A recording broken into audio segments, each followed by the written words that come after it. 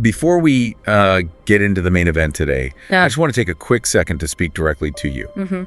Wherever you're listening from right now, whether you're commuting or working or just taking a well-deserved break, I really want to send out a sincere prayer and just the warmest well wishes for your health, your happiness, and your continued success. Absolutely. Life gets incredibly hectic, so we deeply appreciate you choosing to spend part of your day with us.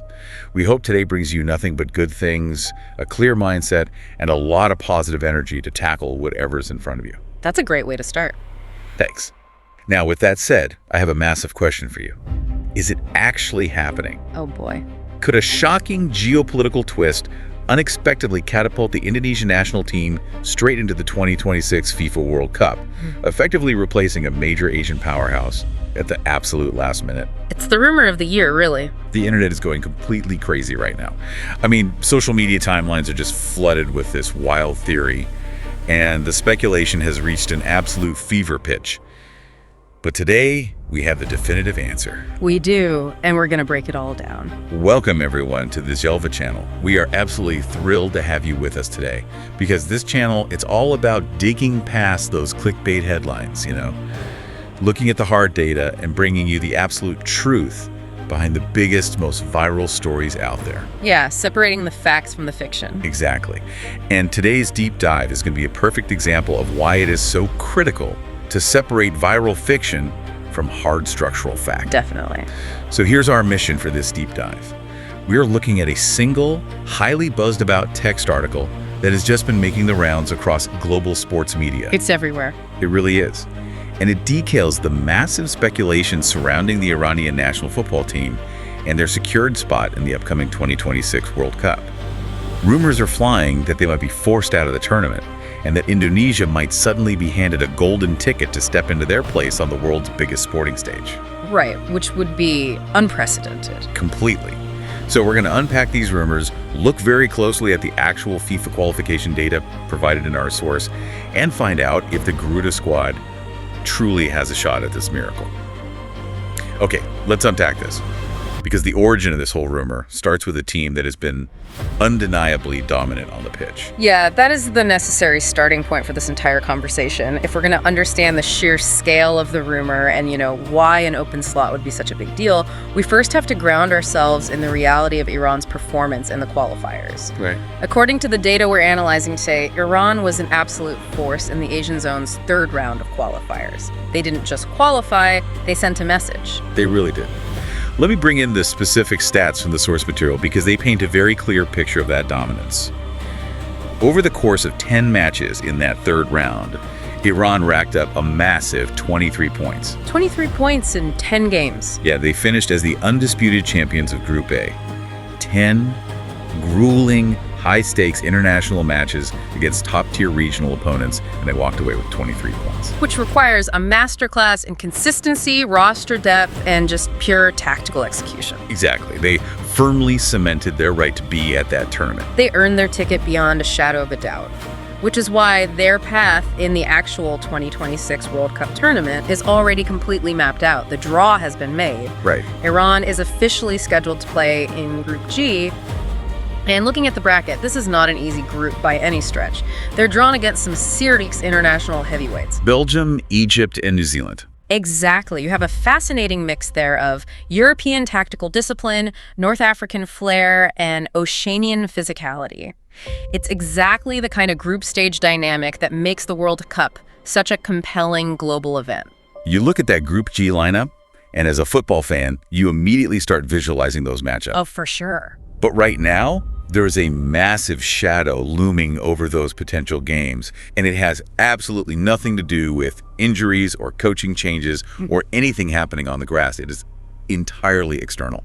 And this brings us to the core of the speculation. The reason we are even having this conversation today, and the reason those social media timelines are so flooded, is because of the escalating conflict currently taking place in the Middle East. Yeah. Now, I want to be extremely clear and maintain absolute neutrality here. As analysts looking at this source material, we are not taking sides, we're not endorsing any political viewpoints, and we are not making judgments on the conflict itself. Right, we're just looking at the facts presented. Exactly. We are simply acknowledging a very real, very complex geopolitical situation. The ongoing conflict in the Middle East is a reality of the world right now, and the truth about international sports is that they do not exist in a vacuum. They really don't. Global events, logistics, and international relations inevitably cast a shadow over international competitions. It's easy to look at the World Cup as this isolated sanctuary of sport. But travel, safety protocols, diplomacy, they always spill over onto the pitch eventually. Well, always. And the source text makes it very clear that this escalating conflict in the Middle East is specifically what is being cited as the factor that could influence Iran's participation. Furthermore, this isn't just fans on social media connecting random dots. The rumor has oxygen because of a detail regarding the highest levels of Iranian football leadership. Right, president of the federation. Yes. The president of the Iranian Football Federation, 𝚣𝚑𝚊𝚕𝚟𝚊, has actually addressed this. According to our source, he hinted that there is a possibility, albeit a small one, that his country might not be able to compete due to the developing situation in the region. And that is the spark that lit the fire. When the president of the very federation responsible for the team leaves the door open even a crack, acknowledging a potential inability to compete, it changes the entire conversation. It really does. He didn't say withdrawal was definitive, but in the sports world, acknowledging a small possibility is enough to send the international media into a total frenzy. What's fascinating here is the mechanics of how a rumor actually accelerates. You start with a factual foundation, Iran's undeniable qualification. You add a factual external pressure, the geopolitical reality of the Middle East. And then you introduce a highly credible voice, the Federation president, providing a tiny sliver of doubt. Human nature abhors a vacuum. Exactly. Especially in sports fandom. The moment the question shifts from will Iran play to what if Iran cannot play, the immediate follow-up question the entire world asks is, who inherits that massive opportunity? And that is exactly where the internet just exploded. Specifically, the incredible, highly passionate fan base of the Indonesian national team. The Garuda squad fans. Yes. This is where the story pivots from a geopolitical reality check into what feels like a sports fairy tale. With Iran's spot potentially opening up, this wild, viral speculation emerged that Indonesia could magically step in. People are sharing scenarios, debating the bylaws. And suddenly, Indonesia replacing Iran is the hottest topic in football. The passion of the Indonesian fan base is a known quantity in global sports. When they rally behind their team, they can completely dominate global social media algorithms. Oh, absolutely. So it's entirely understandable why this narrative caught fire and spread so quickly. But our mission on this deep dive is to look past the hope and examine Indonesia's actual qualification journey based strictly on the facts presented in our source. Right. And looking at the source, we have to acknowledge that the Garuda squad did make a significant run. They reached the 4th round of the Asian Zone qualifiers. Which is no small feat. Not at all. Surviving the early rounds and making it that deep into the Asian Zone requires beating out a lot of tough teams and navigating a brutal schedule. And there is a really fascinating detail in the text about that specific era of the Indonesian team. Oh, the coaching staff. Yeah. During that run to the 4th round, the squad was actually being coached by Patrick Kluivert. Having a name like Patrick Kluivert attached to the program adds a really interesting layer to their journey. He brings an immense amount of European pedigree, top-tier tactical knowledge, and instant global credibility. Yeah, he's a legend. It indicates that the Indonesian program was seriously investing in elite leadership to try and push the team over the hump and into the tournament. But reaching the 4th round is where the mountain gets incredibly steep. They were placed into Group B, and they found themselves up against Saudi Arabia and Iraq. Tough draw. It's very tough. These are seasoned, battle-tested teams that know exactly how to navigate the high-pressure environment of World Cup qualifying. The margin for error at that stage is practically zero. This is where we have to transition from the fan narrative back to the cold, hard data.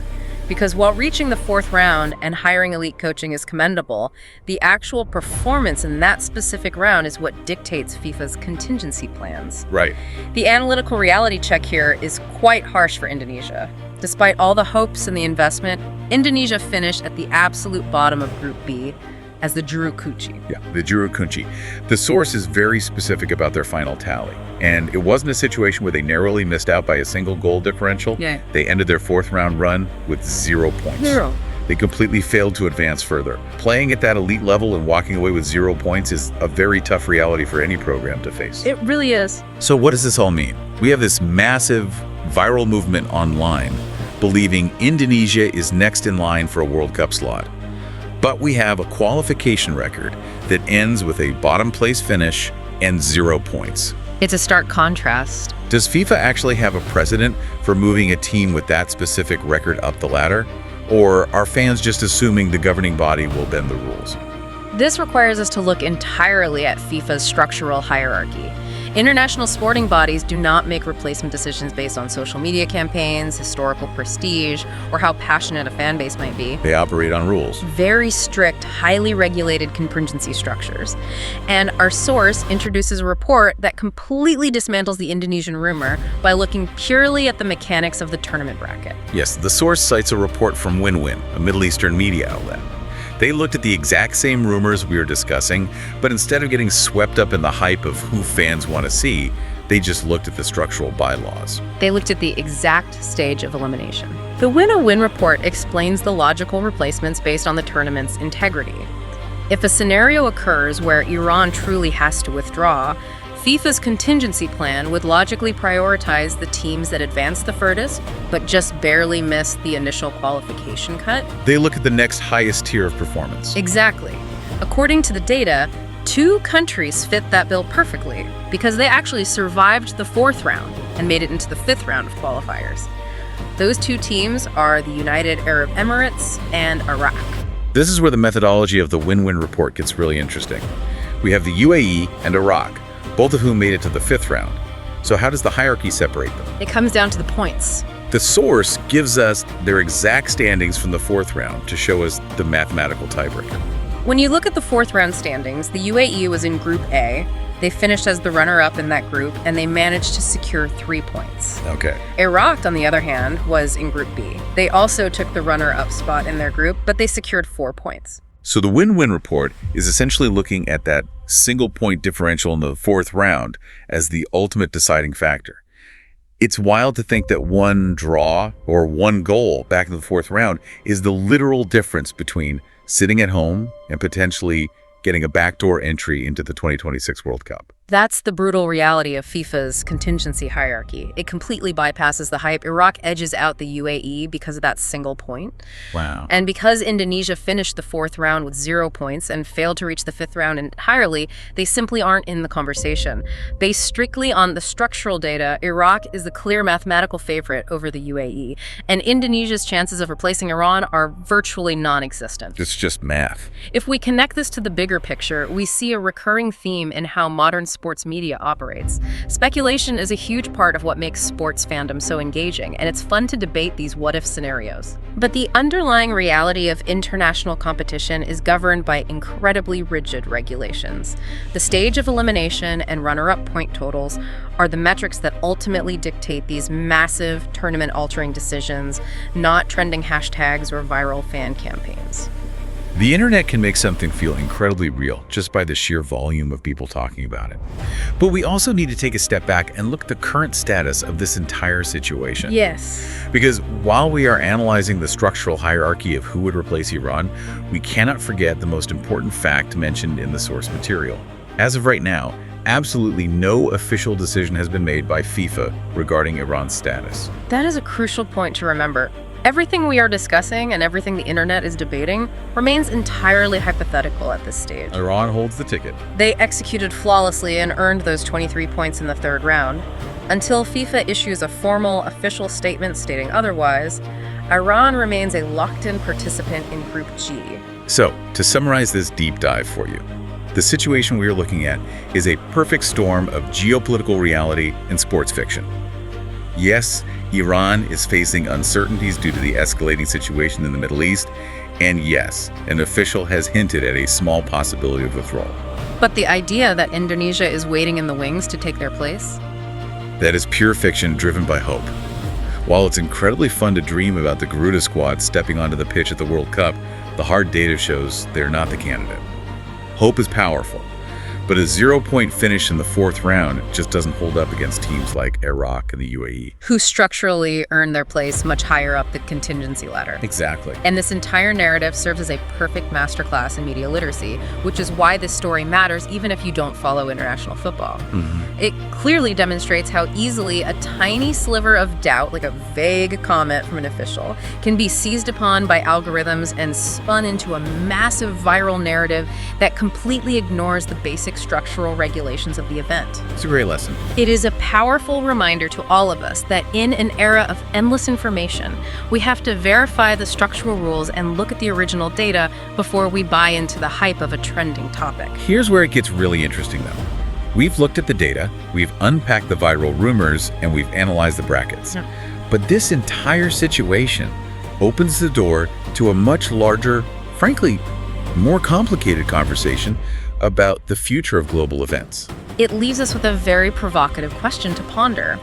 As we look at the globe today, if geopolitical situations continue to become more volatile and unpredictable, how will massive international sporting bodies like FIFA adapt in the long term? Right. How do they create contingency plans that remain strictly fair to all the athletes who have spent their entire lives training, while still safely navigating the realities of international conflict? Are we approaching an era where we might start seeing tournament brackets decided just as much by diplomacy, travel restrictions, and international relations as by actual goals scored on the pitch? It is a highly complex issue, and one that the sports world is going to have to grapple with moving forward. It is a heavy question, and definitely something to think about the next time you look at a World Cup bracket. It makes you realize just how delicate and interconnected these massive global events truly are. Absolutely. And with that, we have reached the end of today's deep dive. We want to enthusiastically thank you for joining us today on 𝚣𝚊𝚅-channel. We absolutely love doing this research, digging into the data, and breaking down these complex stories for you. But we need your help to keep this channel growing and thriving. We do. If you enjoyed this breakdown and want to see more content where we separate the hard facts from the viral fiction, you have to hit that like button right now. Please subscribe to 𝚣𝚊𝚅-channel so you never miss an update, and we want to hear from you down in the comments. Based on the structural hierarchy we discussed today, who do you think should replace Iran if they are forced to withdraw? Let's get a real debate going down there. Yes. Let's see it in the comments. Finally, make sure to click the link in the description for even more awesome deep dives into the stories you care about. Thank you again for your time. Stay curious, always check the data, and we will see you on the next deep dive.